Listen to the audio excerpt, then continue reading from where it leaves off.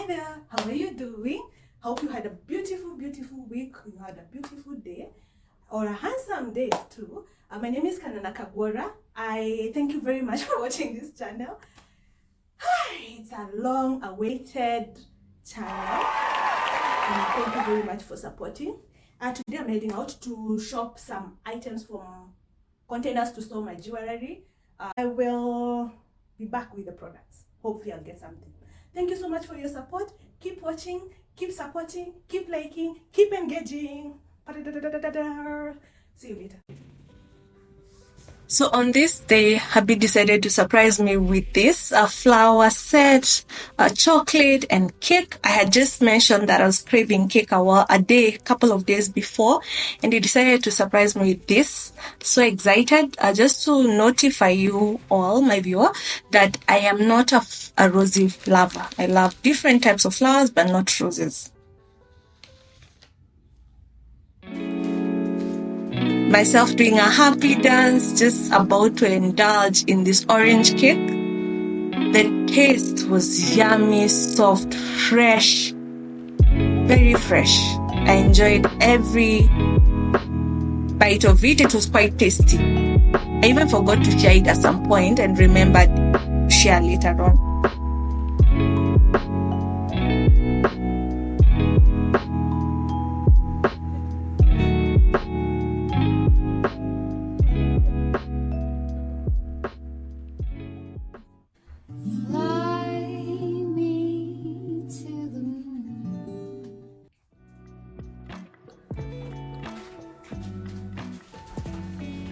Today we are trying a new recipe, and the recipe is beef Ossobuco soup. This comprises of the meat, just boiling the meat in a hot pot or a pressure cooker. So for me, I'll add in the salt and black pepper on both sides of the meat to ensure that once I pan-sear it, it retains that yummy taste.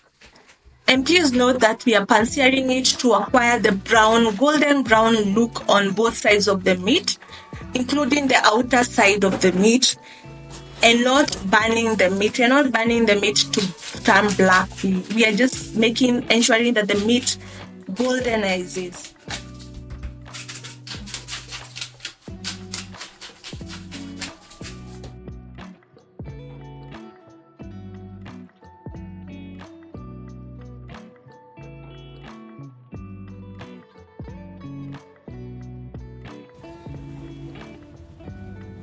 So what I'm about to do is just get the pan. My pan is quite heavy, so it can withstand high heat. Where I got it from, I tried reaching out. The lady no longer sells the pan. It's a thrifted pan. And you first make sure the pan is well heated, and then later on place the meat once you're sure that the pan is well heated, just to sear and have that golden brown look. The meat is ready, well seasoned on both sides. So I'll place it on the pan and allow it to cook. And later on, keep on checking on it and turning it to have golden brown cooked sides, both on both sides and around the meat. This is to ensure that the meat is tastier than normal. And being that it's my first time, I'll definitely give a review of it afterwards. Currently, I'm just turning the meat to ensure that it's not burnt and that it's evenly golden brown cooked.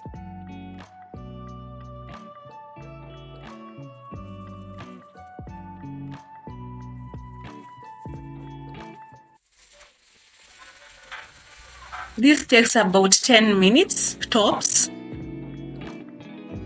on both sides, 10 to 12 minutes. Ensure that the meat is not burnt black, it's brown. So I have just chopped the onions and I had some leftover onions, so I'm going to put it on this Tupperware container. I use it to store my leftover onions and tomatoes. I was gifted. And that's how it looks when you put it on the fridge. That's a Tupperware container and another Tupperware container and another one. I'll share where I got them, the link to where I got them. I'm sure you'll enjoy it. They ensure that the food is fresh. So in case you have the spring onions, please make sure that you use them instead of the purple onions. That's one thing I learned, but I didn't have the spring onions, so I had to use what I had. I used like two onions and 2 tomatoes, and I kept on turning the meat so that it doesn't get burnt.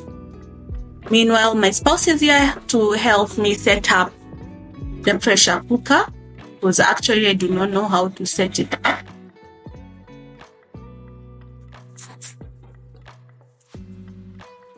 That's how it looks. It looks now golden brown, looks yummy, but it's not still cooked because I still want to create soup out of it, yummy soup. Another thing to also note is that you can use the same pan that you sear the meat on to fry your onions and tomatoes and then transfer it to the pressure cooker. Because this took a little bit longer. It's not quite long, but yeah, I think that's next time I'll do that. That's the end result of the tomatoes and onion. And in the tomatoes and onion, I've put our preferred spices. For us, we did 2 cubes, beef cubes, and pepper. We love black pepper. So that's what we added there. I also added a little bit of cayenne, which we love chili foods, and mixed the mixture up, and later on added some water and allowed it to cook for 1 hour.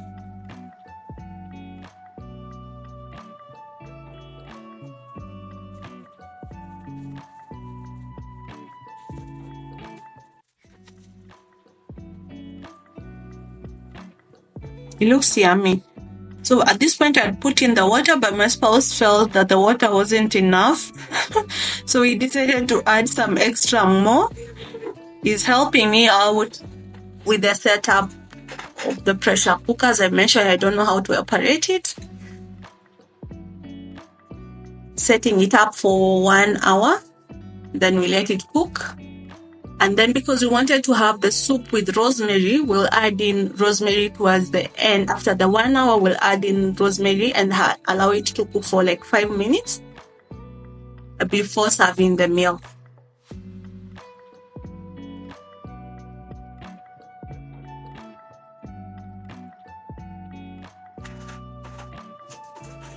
So let's wash the rosemary, have them prepped, and also wash the dishes to ensure that the kitchen is clean as we wait for the food to cook.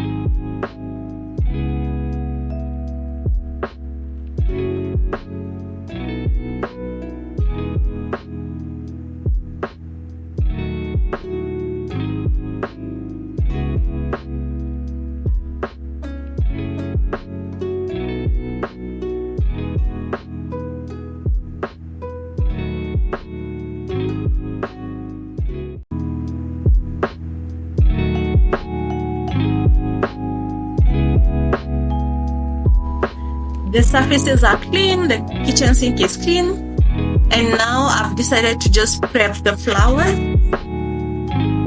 as I wait for the meal to cook.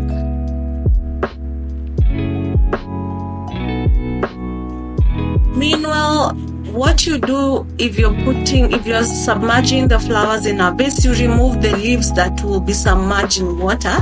This helps the flowers to last longer because that way the leaves won't rot inside the water.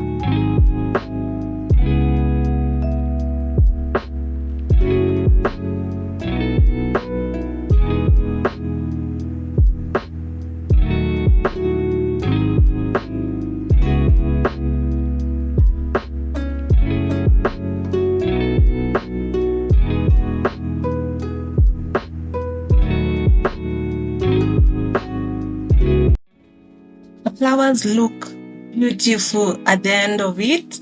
Look at how beautiful they look. I really love how the whole set looks. By this time our food was ready. I served the soup with chapati, which was really yummy. But one thing I learned, use spring onion, use a bit of less water, and also if you're not used to chili, don't use a lot of it. Thank you for watching my channel. See you next time. Kindly subscribe, like, and share. Bye for now.